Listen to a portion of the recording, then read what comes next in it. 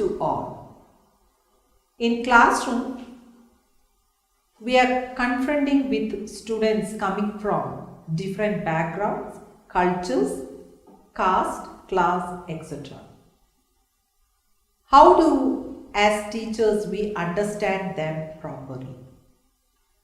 In this video program, we are going to discuss about the growing up context of children, its implications to teachers. When we discuss from a school context, that is very relevant. So that we have with us one expert, Mr. A.J. Philip. Let I introduce our expert. Mr. A.J. Philip is the manager of Deebalaya Senior Secondary School, Kalkaji Extension, New Delhi, and Chairman Deebalaya Senior Secondary School, Guspati, New District, Haryana. He was until recently Secretary and Chief Executive of Deebalaya, one of Delhi's larger NGOs. He is a journalist by profession and has 48 years of experience. He has held high editorial positions in newspapers like the Tribune, the Hindustan Times, the Indian Express and All India Radio. He has written over 10,000 editorials for various newspapers and has written thousands of articles including obituary. He is also an author and translator. He has translated Professor Omcheri N. Pillai's autobiography Agasmigam, which won 2021 year's Kendriya Sahitya Academy Award into English. He had been a guest faculty at Bharatiya Vidya Bhavan, NISCOT and IIMC. He has also given guest lectures at AMU, Punjab University, Chandigarh, Punjabi University, Patiala and Himachal University. He was a consultant of IGNOU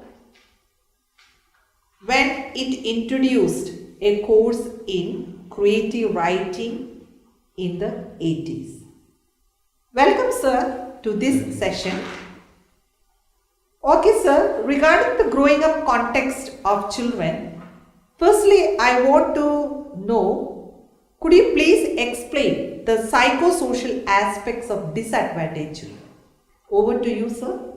Yeah, thank you. Thank you for the nice words you said about me. I am very happy to introduce the two schools with which I am connected. One is situated in Delhi and the other is situated in one of the most backward districts of India. And Niti Aayog recently described New district in Haryana as the most backward district in the country. And our school is situated in Guspati, which is the most backward place in the whole of New district, which means our school is situated in the most backward place in the country. And the students from both the schools come from more or less the same socio-economic background. For instance, in the school in Delhi, our school is situated in what was once a huge slum area.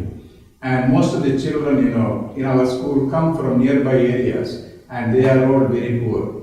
And in the case of our school in Haryana, most of the children, 99% of the children are from neighboring villages which are all very poor. And in both cases, one distinguishing feature of these schools is that the students are first generation learners, which means many of their parents have not gone to the school. It is the first time that they are coming to the school. So this is the background in which our students come from.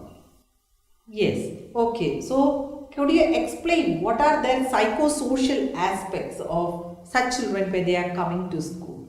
Yeah. As I mentioned, they are first generation students. They see the school as the only place where they can get information, where they can get knowledge. So they treat our teachers as virtually gods. Because it is from them that they get all the information. They can't go back to their parents and consult, Papa, is this right? Mommy, is this right? Because they themselves know that their parents are not educated or many of them are illiterate. So they see our school differently. Another thing, many of them, as I said, come from disadvantaged sections, which means they do not have good food, they do not have good clothes, they do not have the comforts which a modern child in Delhi is entitled to. So these are the socio-economic situations in which they come from. So these are disadvantages which they have to overcome. Okay, Mr. A.J. Philip has rightly stated what type of students are included in that school. And when we look at the psychosocial aspects of such children, we can see that their self-worth or the self-esteem sometimes becoming low because of the poor background of their home. And when they are getting support from such schools, so that the teachers can build up the psychosocial aspects of such learners. Could you please narrate some instances where you have come across with the disadvantaged children? Yes, I have so many experiences to narrate. For instance, sometime back, one child came to me. We have introduced online education in our school because of Corona. So the children came to me with their parents, they told me that, sir, we don't have a good phone. We don't have a good phone. What about, forget, a good laptop or a computer or some other device. They don't have even a good smartphone. So what should we do? How can we attend the classes? So that was a genuine problem. So I did discuss it, and then I found, some way in which I could provide them smartphones. So they were immediately, I actually, I made an announcement on my Facebook page saying that, some of our students need smartphones. And some people were kind enough to offer smartphones, and I handed over the phones immediately to those children. This is only one aspect. And then there are also cases where, children come to me saying that, we are unable to pay fees. Because obviously it's a private school, it's an engineering school, but we also need to pay salaries to the teachers. So we have to collect fees. Sometimes they come to me saying that, sir, we don't have money. What can we do? So what I do is I try to raise resources for them so that the school fees are paid. So nobody is thrown out of the school because of lack of money. And I believe that India is a large country, and we have enough people who can afford to help such people. So I try to meet such people. I try to raise resources through them and see that their studies are not affected. Yes, truly, sir has stated some of the instances. And how could you find such type of disadvantaged children? Because in a classroom, it is about 30, 40 students sitting together. How you could identify such children? Yeah, for instance, one day I was attending the sports function at our school. The children were taking part in the sports. Then I noticed one thing. See, some of the girls, who were athletes, who were taking part in race, found them, falling. And I found them falling, and they immediately would give them, glucose, and then they would get active again. I was wondering, why so many girls are, not boys, so many girls were falling down. Then I found out that, these children, they don't eat any breakfast. They come to the school most of the time on empty stomach. The first meal that they have is when they return home. So many of the children, so that day I could find out who are the children who needed the food because they were falling down. So this is just one way of knowing. And even otherwise also we know the teachers, we know the students. The teachers know the students, and they also know that if the child has not eaten food. And we have a system whereby we won't be able to give them food. So what we do is we inculcate the habit of sharing among children. So we will tell children, those who can afford, bring some extra food from home. When you bring 3 chapatis, why not bring 6 chapatis? So that you can share the 3 extra chapatis with somebody who was unable to bring food. That is how we manage it. So we solve this problem through sharing of food. We have seen some of the instances how as a school can support disadvantaged children.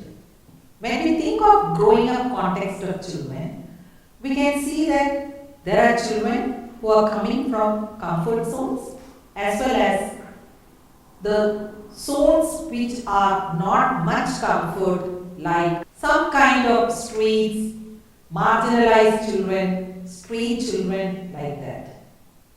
And when we think of the children who are growing up in different family structures also, the way they are nurturing is different from the nuclear family or the extended family.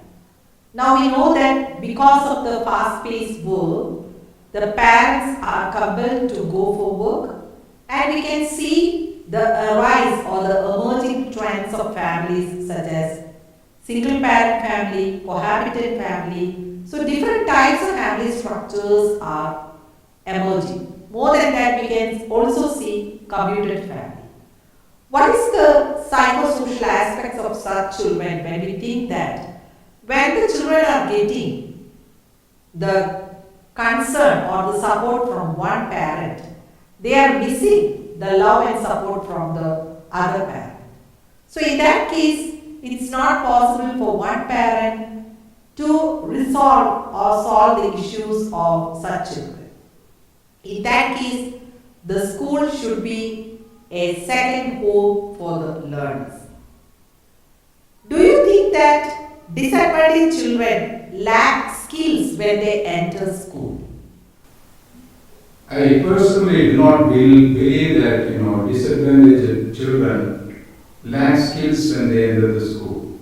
On the contrary, there may be better skill than children who come from advantaged families. Yes. For instance, a child who lives in a slum area, he knows much more about life than a child who grows in a bungalow. Why? Because he sees many things in life which a child sitting in a big bungalow won't see at all. So there is no lack of skills. Where the children lack is, for instance, a child who comes from a rich family may have access to knowledge, he may have access to information, he may have access to computer, he may have access to television. A child from a poor background may not have those advantages, but that cannot be called a lack of skills. And children from disadvantaged families have greater care for their fellow beings. I will give you one small example. 2 years back, we have a school in Saharanpur in Uttar Pradesh.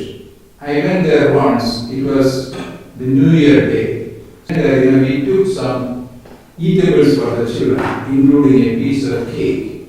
And the eatables, all the goodies were in a bag, in a small plastic bag, and he gave it to all the children. And everybody was also given a piece of cake. And believe me, there were about 150 children. They were all very, very poor children, and majority of them were little children. Believe me, I did not find a single child eating that cake. So I was curious. So I asked the children, why are they not eating? Why are they not eating? He said, car जाके खाएंगे, हमारा mummy के साथ खाएंगे, पापा के साथ खाएंगे. So they had not tasted, perhaps in their life, they might not have eaten a piece of cake. But when the cake was given, they wanted to have it with their family members. And I don't think that kind of concern is there from for among children who come from rich families. Yes. So that was an amazing experience for me. So children from the disadvantaged sections have perhaps greater skills than children from rich families. That is my personal experience. And you mentioned about single families and single parents. I have a very, very bad experience recently. He had a very brilliant student. He was from a very poor family. His mother was a maid servant, and he was doing very good in studies. And his husband and his father was North Indian. His mother was a South Indian. His mother was a North Indian. His father was a South Indian. And he was a very nice, very well-behaved child. One day, we found that, he committed suicide.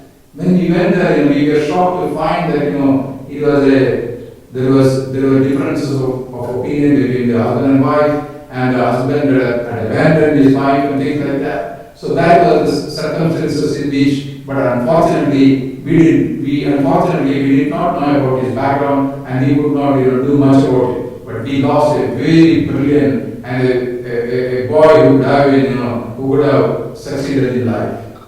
Okay. Yeah. Okay. So we have listened how, when on the part of teachers we are lacking to know the background of children, we are losing the future generation. So it's very important for a teacher to understand the background of a learner. From which background the learners are coming to class, why they are behaving in particular way. We may tell that such type of children are always creating disturbances or they are having some kind of problems. Whether we have taken any initiative to understand such children. So this is very important on the part of teachers as well as the school authorities to know the background of the teachers. So sir, you have stated about several instances.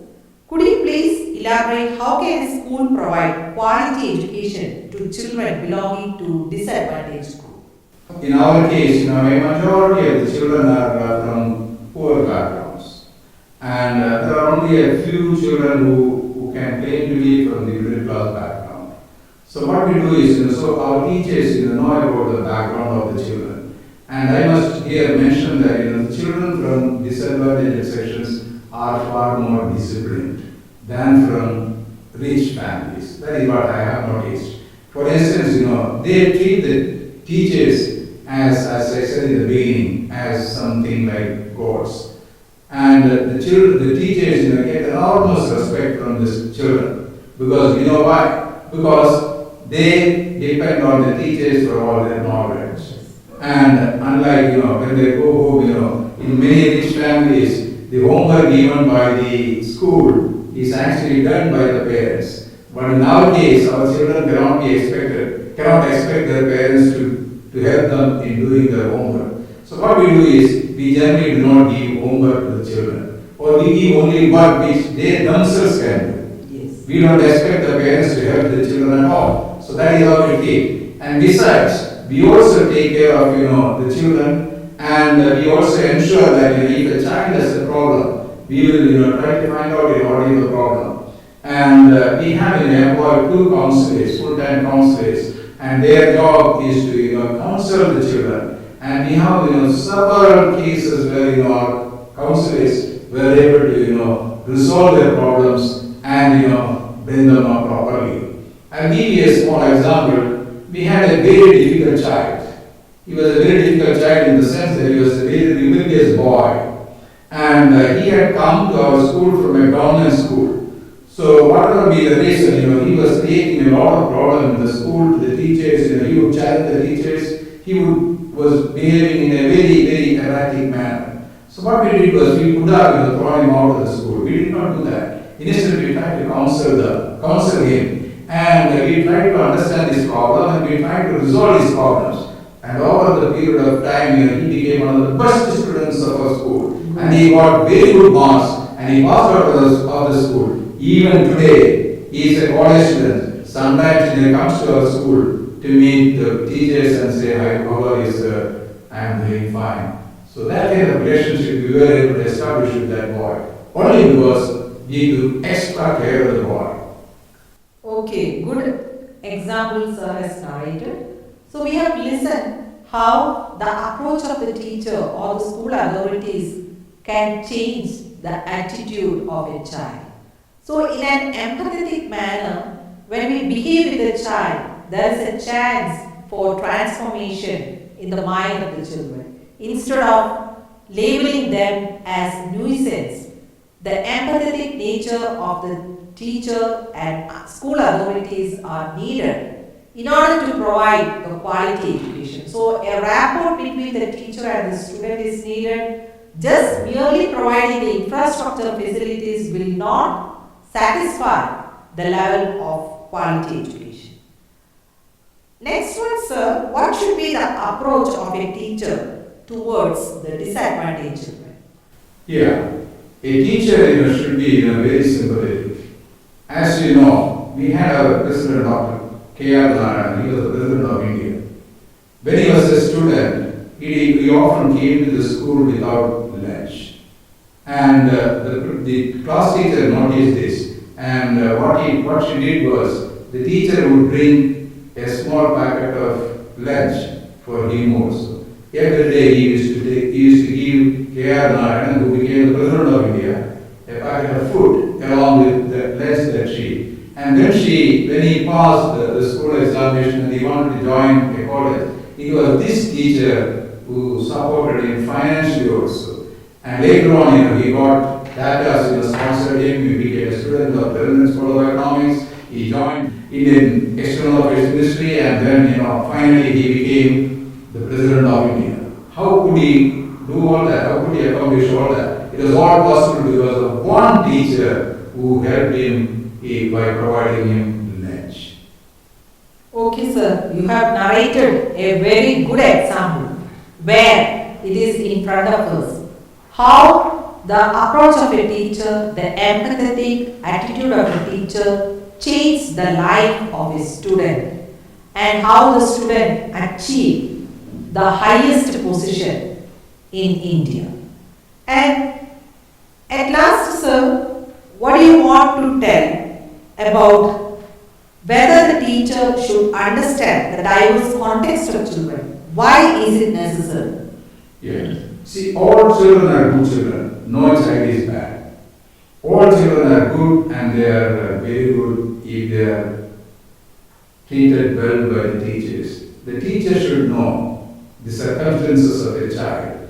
If the teacher knows, if the teacher sees that a child as his uniform is not well, is not proper, then he should not blame. He should try to find out why. And then you may come across, the child may be telling you that he has only one dress to wear. So he was wearing it, yesterday night also. That is why it got soiled. So you should not blame the children. So when the winter comes, the dress may not be that clean. So the teacher should understand the student and then treat him or her accordingly.